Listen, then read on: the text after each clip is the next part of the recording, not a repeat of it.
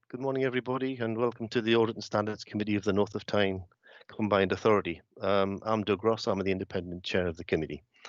So welcome to everybody. Happy New Year. And the first thing I'll do is I'll actually ask for any apologies. I don't believe there are any today.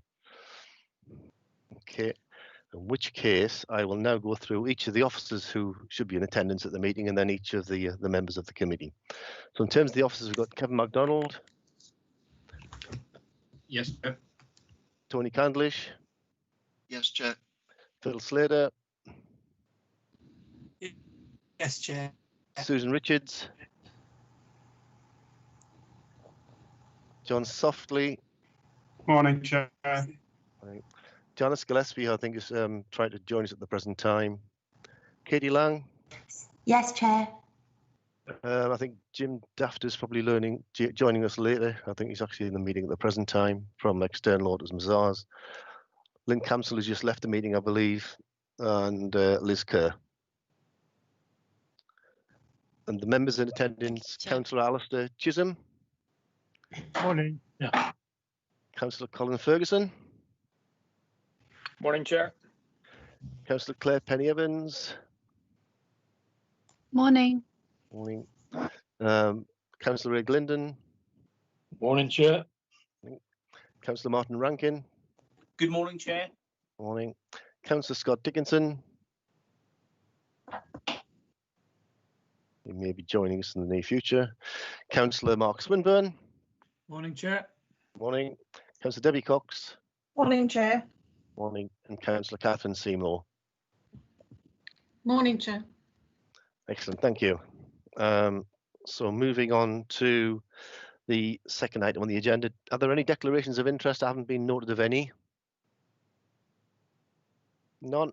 Okay. So moving on to item 3, which are the minutes of the meeting held on the 17th of November 2020.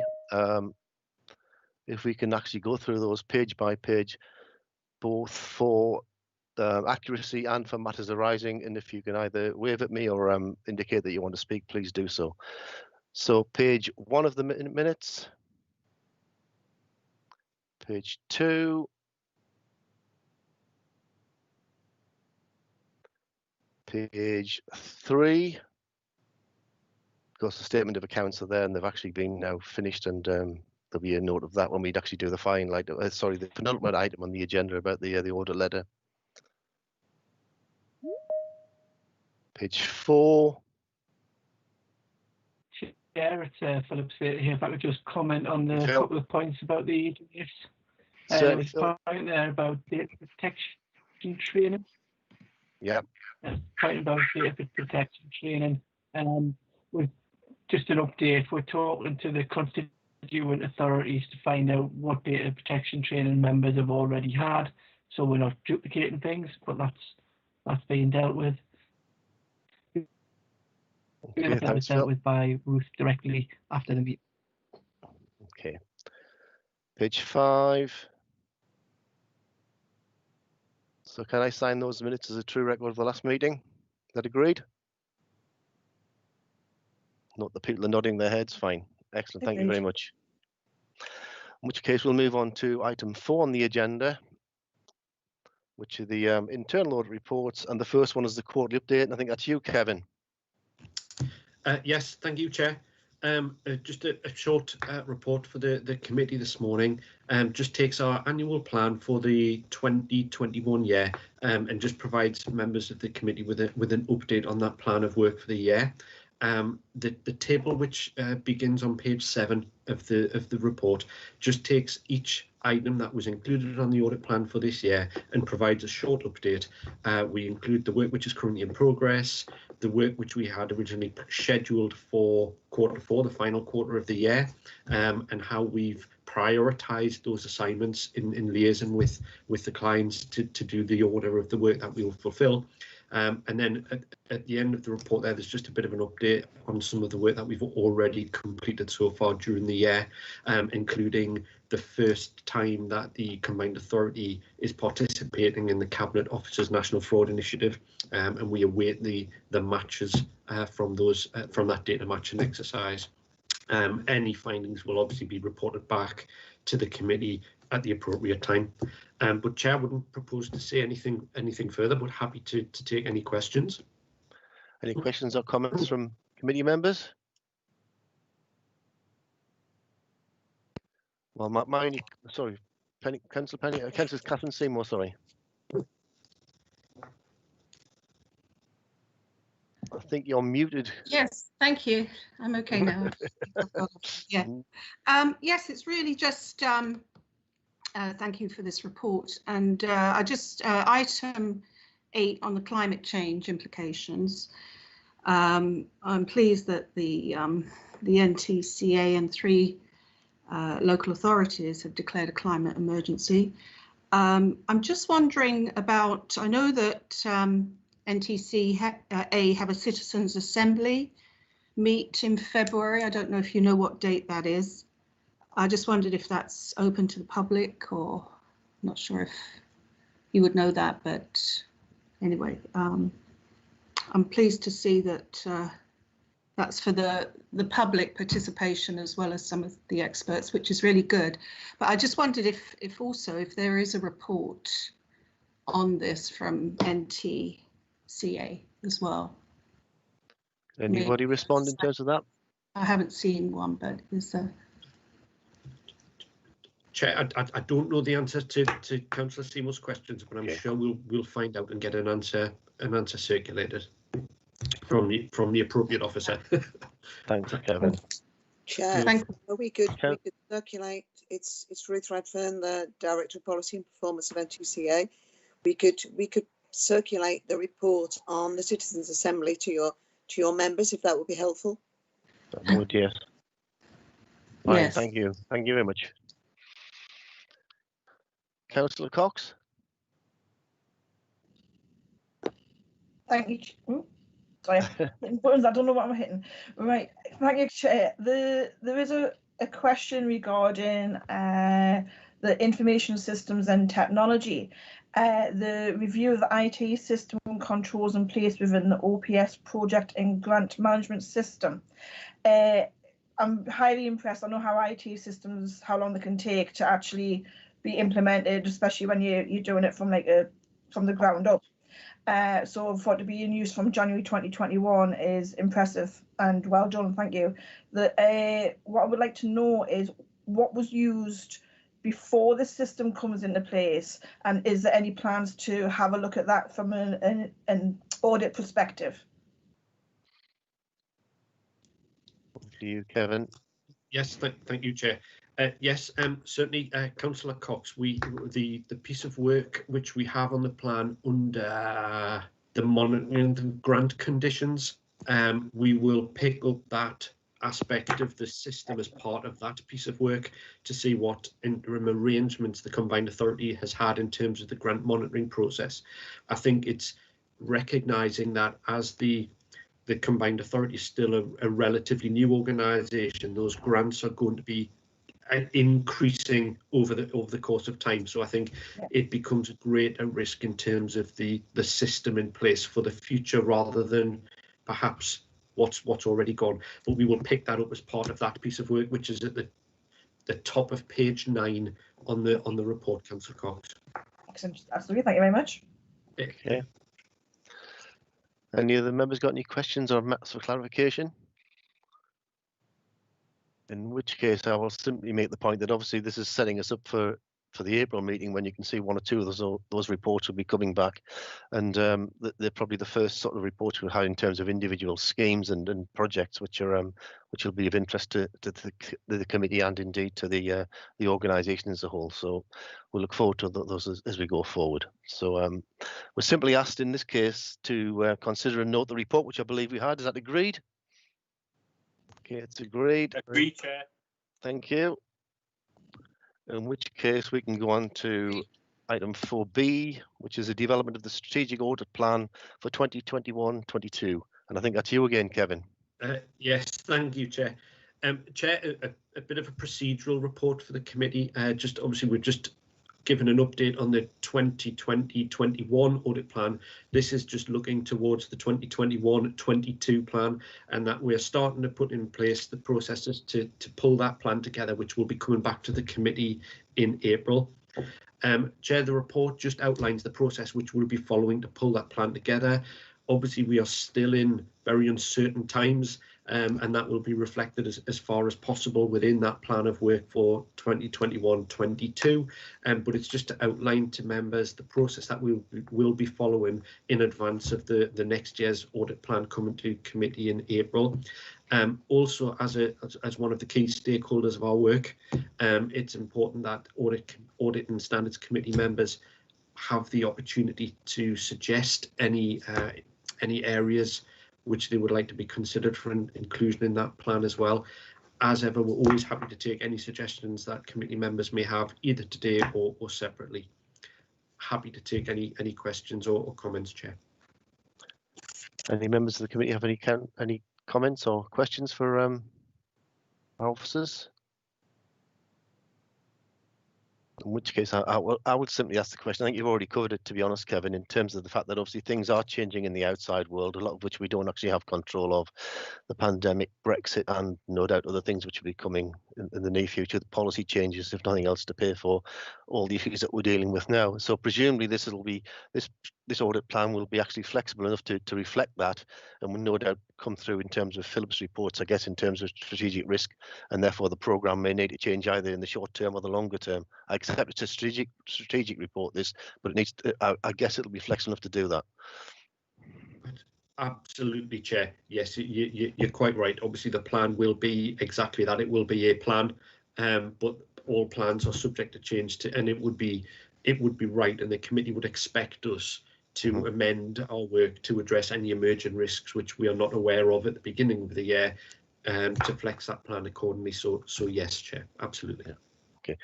Do any members have any comments in terms of things that they'd like to see in there which they can't see, or because obviously we've got a lot of strategic risks which are very high level, but is there anything anybody wants to make any further comments on, or are we fine with the programme set out there in terms of how we develop the strategy? There's nobody putting their hands up, so I guess we'll just move to the recommendations unless somebody wants to say something. I just had a quick question following on from your point, Chair, which is you talked about Brexit and the coronavirus. The other possible big elephant in our room is the kind of evolving devolution agenda. Yeah. Which possibly adds quite a lot of complexity to our medium-term financial planning. Is that? I guess it's a question about this report, but also about how this committee is going to be able to take that into account and be updated about that. Thank you, Councillor Chisholm. Kevin, any comments? I think that is obviously, yes, something which we have the devolution deal piece of work on this year's plan, which we are about to get underway with. But I think Councillor Chisholm's point is a very valid one, and one which we will keep under ongoing review to see what work we need to do to add into the plan as necessary. Obviously, later on the agenda we have the risk report, and there's a little bit of a difference in some of the risk terminology around devolution deal. So obviously it is an ongoing live issue, one which we will keep under constant review, Chair. Okay, thank you. Thank you. Okay. In which case, I'll move to the recommendations, which were recommended to consider and endorse the approach to preparation of assurance coverage and resulting in the 2021-22 strategic audit plan. Are we agreed with that? Agreed, Chair. Thank you. Thank you, Chair. Okay, thanks, Kevin. So moving on to agenda item number 5, which is the strategic risk and opportunities register, and that's on pages 17 to 14 of your papers. And I think that's Philip Slater. Philip? I can't hear you, yes, Philip. Since we last met in November, they're all right. Yeah. Since we last met in November, there's been one change to the wording in the risk register, which is highlighted in the report, and that's around the devolution agenda. The risk owner felt was at this time it was very key to get in the sort of key cause of uncertainty, if you like. So that's why it's been amended to bring in the emphasis on the pandemic. The risk itself, the scoring remains the same. It's been updated for actions, what have you, but in essence, it's the same risk with just a more focused wording. Obviously, going forward from that, the report highlights that there's going to be a whole review of the risk register going forward, which is, you know, common practice and fits in with a annual planning exercise that's being done within the combined authority. So as part of that, we'll be looking at, you know, asking the basic questions: are these still the right risks? Is there other risks that should be included? So that process will be ongoing and be reported to committee in due course. Those are the key points, Chair. I'll take any questions. Any questions from members of the committee? Councillor Swinburne? Thank you, Chair. And it's with relation to some of the risks themselves, if I could. I'm pleased to see, or pleased to hear, that these are under constant review, as all risks should be. And obviously the inclusion of the COVID information, which we'd previously requested, which was lacking in these risks. If I could just pick up on a couple of things. Firstly, on page 25, so it has in there, with regards to the cause, lack of clarity and shared understanding in constituent authorities of the roles, responsibilities of officers working on a devolution agenda. So is this down to an issue of communication? Is it down to willingness, or is it down to a breach of SLA, which is mentioned down in the existing controls on providing support services? So, you know, where is the problem with this lack of clarity and shared understanding? Do we know where the problem is, or is this just something which is just ongoing? You know, have we found out what the issue is with this cause? I think initially, Councillor Swinburne, a lot of it was around SLAs. So when this risk first came into the risk register, some probably a year or so back, SLAs maybe weren't in place or weren't in place to the level of detail. And there was a lot of movement at the time. Now, I know there's a lot of work going with the SLAs now to have a full set signed up for 21-22, which should say some improvement in that area. So I'm not getting the paperwork right rather than community or dialogue issues. Okay, thank you. And also on page 33, and it might be me, but under the existing controls on bullet point 2, can I ask what Jeremy is? Jeremy, well, I can answer that, I want to give you Chair. a very high level view. Thank you very much. Janice, was that you? Yeah, Jeremy is a funding stream that was, if you like, a bringing together of a European Social Fund and the European Bank. So it's a source of funding that allows us to deliver kind of an investment program across the LA7 region. So it's just the name for a funding stream, which is a mixture of European money and European bank funding. Right, that's great. But that's answered all my questions. It's just nice to see on the Appendix A on page 21 that at least we have something on the Northeast LEP, which has an improving direction of travel. So at least we have something going in the right direction. But thank you. That's all I have to say on that. Thank you. Councillor Ferguson? Thanks, Chair. I just want to go back to this question of delivery of devolution, if that's all right. Just within the context of the risk register, it really stands out to me that of the risks, delivery of devolution is the one that is currently rated highest in terms of controlled score. And I guess I just want a little bit of further information, if that's okay, around where the score is coming from. That is to say, you know, are we saying here that the likelihood of this risk is largely outside of our control as a kind of an external risk, and therefore the controls are focusing on mitigation of the impact, or are we trying to deal with the sort of the likelihood of this risk coming to fruition? That's one part of it. And then just a bit of assurance around whether the the controls that we are putting in place are all that we realistically can, and if we're doing all that we can to control this risk, because it strikes me that delivery of devolution is a pretty core activity for the combined authority at this point in its development, and to see it as the highest rated risk, you know, I accept entirely the external environment, but it strikes me that the committee would want to take a very close look at this as a pretty core activity. So any further assurance would be welcome. Yeah, I suppose we need a bit of the history of the risk. The risk prior to COVID was sitting in amber because there was controls and mitigation in place. COVID came and that put it up to red as the combined authority assessed the impact of all the various projects that had to be delivered to deliver the devolution deal in impact. Now, the feedback to date has been positive that a lot of those projects are still happening. Some of them there's additional funding coming in, so it's actually quite a positive picture in that respect. But I think why the risk description's been changed for this period is there's still that uncertainty around COVID and its impact. So that work is still ongoing to really assess where each of the various projects and schemes are. It's been positive to date, and that's good, but it's not finished. So that's why it's sitting at red, really, while that uncertainty is understood. So we'll move it to the sort of strategic picture. If we found that we couldn't deliver on those projects, it would have an impact, and it would it would affect both impact and likelihood. But it's really just about making sure we know that assessment, so it's reflecting the uncertainty at this point in time. It can be hoped as we move through the exercise to do that we sort of get to grips with that uncertainty and can then reflect it into the risk. But that's really where it is.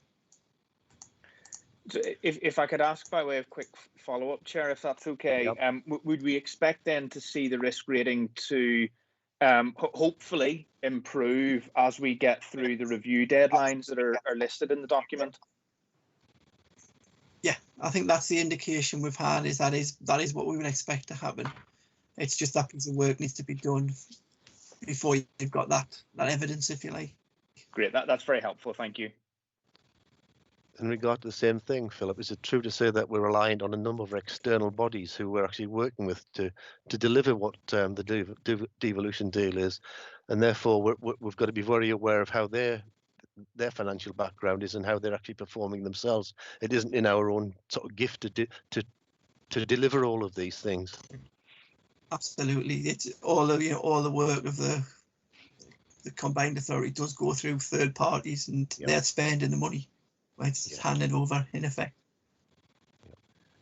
I mean, I accept what Councillor Ferguson is saying. Obviously, what you want to do is see moving in a positive direction, but it's probably useful in the short term, at least until one or two of these external sort of issues move away from us and ameliorate a wee bit, so that we keep our eye on the ball and ensure we're actually dealing with it as a high priority. So it's probably not a bad thing that it's still kept at red, just to ensure that, because that is the most important thing in terms of what we as an authority do to deliver that. Otherwise, we'll have seemed to have failed. Okay, are there any other comments in terms of this particular paper? My only other comment was, obviously we've got the appendices which show what's happening in the LEP and in terms of the Joint Transport Committee. My question is really, is there anything in there which are to do with, I know with the accountable body for the LEP, is there anything in there which would give us concern in terms of delivering that devolution deal, i.e. what we're doing is impacted by our partners effectively?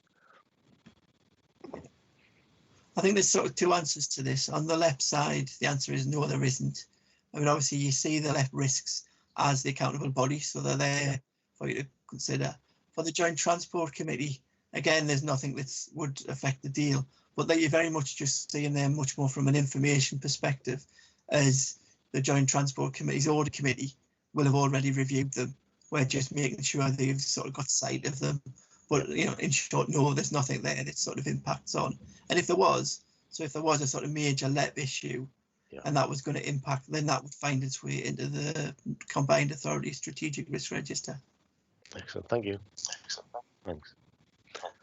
Any further comments? No, in which case we'll move to the recommendations, which there are 4 of them, I believe. Acknowledge the devolution deal risk description has been updated to reflect uncertainty surrounding delivery of the deal and the impact that may have on NTCA's plans and ambitions. 2, to note that following a review of the authority's work programme, a fundamental review of the strategic risks and opportunities register will be undertaken. So that'll happen in the near future, will it, Phil? Yeah. And review and where necessary challenge the outcomes of the strategic risk review, which we've done, and note some of the strategic risk identified by the North East LEP and the North East Joint Transport Committee are included for information. Can we agree with all 4 of those? Agreed. Thank you. Agreed, Chair. Thank you. In which case, I think Jim's actually joined our meeting now. Morning, Jim, and Happy New Year. Thank you. Thanks, Chair. I understand that Cameron's elsewhere this morning, so you'll be presenting this paper. Is that correct? I will indeed. In which case, we'll move on to item 6, which is the annual audit letter. And Jim, off you go. Thanks, Chair. Good morning, everyone. This is available on your supplemental agenda, and was circulated yesterday, I believe. This annual letter just brings together and summarises the work we've undertaken this year on behalf of the North of Tyne Combined Authority. So that there's nothing of any substance or detail in here that you haven't already seen before as part of the audit completion report that Cameron presented at the last meeting in November. So in brief detail, as part of our work, we have 4 responsibilities and they're outlined on page 3. So basically, we do the audit of the statement of accounts and we give a clean opinion on that in the 27th of November, which said the financial position gave a true and fair view, and also your accounts have been prepared in line with the proper accounting requirements. The other information was published alongside that in terms of narrative reports, etc. Annual governance statement was also in line with our knowledge and requirements. It was consistent with your financial reports.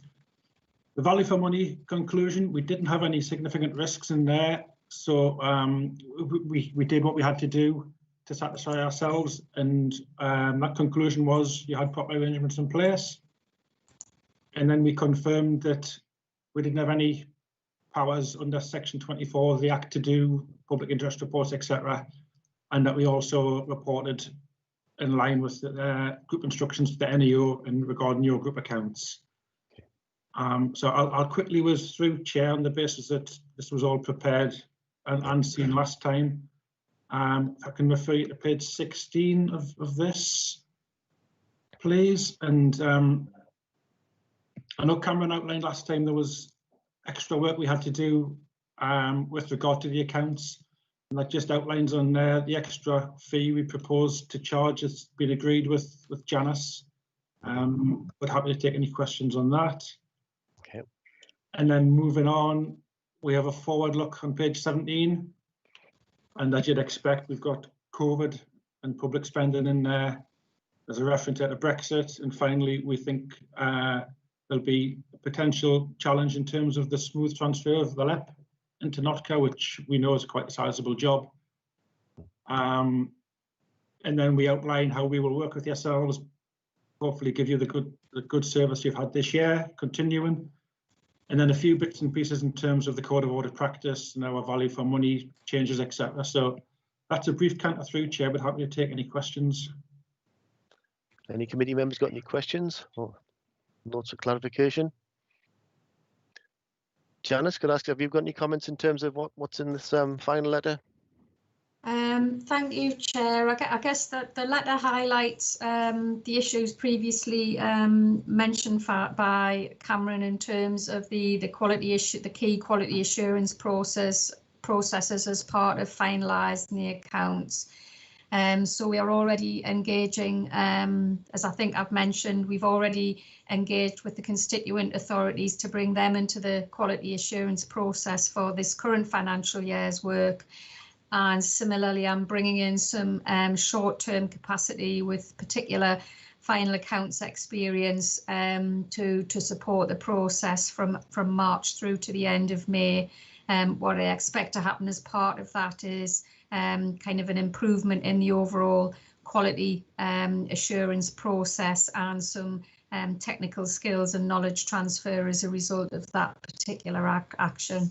But no, and in terms of the fee, clearly Cameron and I had a clear discussion on the fee level and the additional work that was required to be done. So I'm comfortable that the fee is a reasonable fee, and on that grounds we will need to readdress the fee for next year, for this current financial year's audit that will start later this year, and clearly that's part of the Redmond review work, so we'll have to go into some negotiations on the fee for 2021 audit. Okay. Thanks, Janice. Councillor Seymour. Yes, thank you. That was partly answered, actually. It's just a question on the fee, the proposed fee versus the final fee, and so it's the percentage. What is the percentage that it's gone up? Because it seems quite a lot. I just wondered if why it was so, the proposal was so much less. I just wonder what extra work has been itemised on that. So Jim may want to come in, but there was some additional work arising as a result of, I guess, some of the quality aspects of the accounts. And then there continued to be work around, I guess, the complexity of I want to say the group arrangements and the issues of the pension fund in particular, as we got towards the year end. So there was kind of a range of different issues that Cameron and I discussed, which we had been discussing through the period of the audit. So it wasn't a surprise at the end in terms of additional work that audit had to carry out.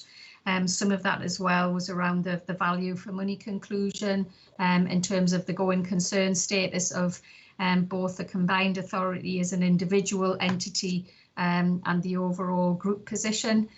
So there was additional work in respect of that, as you might expect as a result of COVID. But Jim may want to come in on that. Jim? Yeah, thanks, Chair. Yeah, just to reinforce what Janice said, there was a number of issues arose during the audit, which resulted in extra fee. There's also a number of regulatory issues came out. Our regulatory body, the Audit Quality Report Service, came back with a number of recommendations that all auditors had to implement around extra work on pensions and going concern, and it was significant additional work we had to do on that. But just to go back to the first question, the proposed fee is set by Public Sector Auditor Appointments Limited, and it's a fee based on everything in the audit going to plan and to timetable. Obviously, this has been a very strange year, and I think you'll find that every auditor is charging everybody additional fee because of COVID, because of the pension triennial review, because emphasis on matter, because financial markets aren't as stable as they have been pre-COVID, etc., etc. So it's to do with this particular audit and the challenges we had, but also across the market generally. Okay, but what is the percentage fee of the increase? It's 30%. 30% increase. Yeah. And I know Councillor certainly as the North Tyneside Chief Exec, and talking to at least my LA7 colleagues, we have all faced pressures in our constituent audits of at least that magnitude, if not greater, because of the issues that Jim has highlighted in terms of those regulatory issues and the issues with the pension fund. So yeah.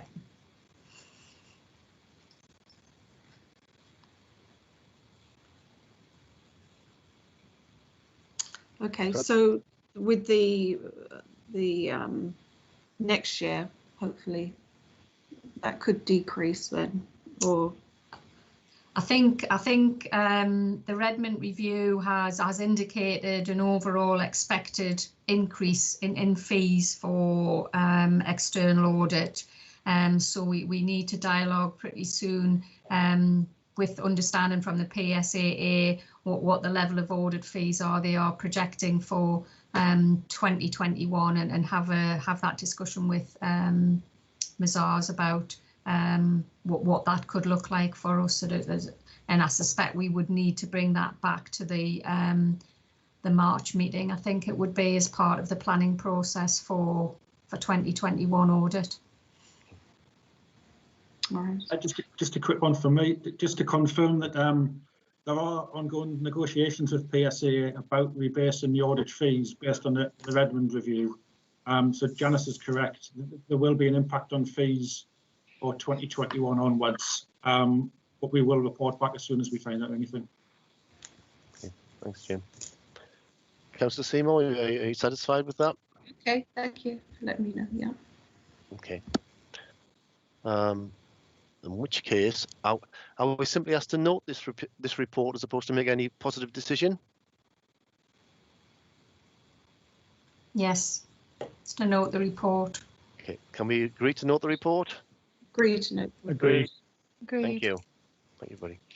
In which case, we'll move on to item 7 on the agenda, which is the standards report on pages 41 to 60. And I think that's you, John. John? Yes, thank you, Chair. This is just a short report to update the committee that the Local Government Association have now published their Model Code of Conduct. The code is voluntary, and so each local authority needs to decide whether to adopt the code in whole, in part, or not at all. And as I say in the report, the local authorities across the North East will be looking at the new code, and we'll be trying to get some regional consistency. So the report is largely for information at present, with a view to a further report being brought back in due course. I'm happy to answer any questions. Any questions from any members? John, can I ask if members do wish to make any comments? Can they just send you a note of any particular comments that they have? I guess it'll be dealt with through the constituent authorities themselves, but just would that be acceptable? Chair, I'm quite happy to receive any comments from members, but as you say, I'm sure similar discussions will be going on within each of the 3 constituent authorities, and that's the idea, to see what view we're taking across the 3 authorities and then come back with a sort of a consolidated view for this committee. Thanks, John. Councillor Swinburne? Thank you, Chair. Whilst I understand that it's up to the individual authorities to come to a combined decision, I would hope that we could at least put a recommendation forward that this is accepted in whole and not in part. And from an audit and standards North of Tyne perspective, I would like to request that we could at least put a recommendation to the authorities from North of Tyne that they accept this in its whole format, and would like to make that request from this committee, please. You got a comment on that, John? Chair, I mean, my comment at the present time would be that, I mean, we obviously have a code of conduct in place at present. And I think what we haven't done at the moment is gone through in detail what our existing code of conduct says and how that compares with the model code of conduct. And I think from an initial review, it would appear that virtually everything within the model code of conduct is already covered within our existing codes. And as I say, where we do deviate, I think there will be an issue for members to consider whether or not they wish to follow that divergence. I mean, there may be things in there which we have which are not in the model code of conduct. And what I'm very mindful of is that members of the combined authority are also members of their constituent authorities. And as far as possible, I think we want to minimise any kind of divergence between the two codes of conduct which will apply to members. So as I say, I think we probably need to do that further piece of review work within the three constituent authorities and with the the members and officers from those authorities. But we will bring back a further piece of work which looks at the differences between the codes and also the benefits or disbenefits of adopting the code. So I think at the moment, whilst we'll certainly note the request, I'm not sure that the committee would feel in a position to actually make that recommendation, but obviously that is a matter for the committee to decide at this point in time. Can I suggest, Councillor Swinburne, that we wait for that paper to come back, and at that point we'll make a decision, because it is true to say that effectively, if we're agreeing a code of conduct, it now has to be approved by this authority and not by the constituent authorities for this particular body. That has to be correct. I mean, we'll have to reach our own decision. Having heard the comments from elsewhere, we may decide to go along with it or change it at that point in time. I don't think I'm qualified enough at this point in time to make that decision to say we should actually agree it in whole until such times as done that wee bit of work, perhaps at reviewing what it says now as to compare to what we already have in place. No, that's fine, Chair. What my recommendation was that we should be looking at a recommendation to the constituent authorities that this was like the minimum, and that if they're discussing that, discussing this code of conduct, that there should be nothing sort of removed from there. Okay. Because I really wouldn't want to see, having read through this, and knowing issues and experienced issues, I would not want to see any of this code of conduct, any chunks of it, anything removed or diluted from that. This should be at least the bare minimum that should be discussed among all constituent authorities. So if there's anything added to it, any strength, any more put to it, that's great. I would really be very disappointed and would find it very difficult to agree to anything less than this. So this should be at least the minimum standard that people should be discussing. Any other councillors have any views on that?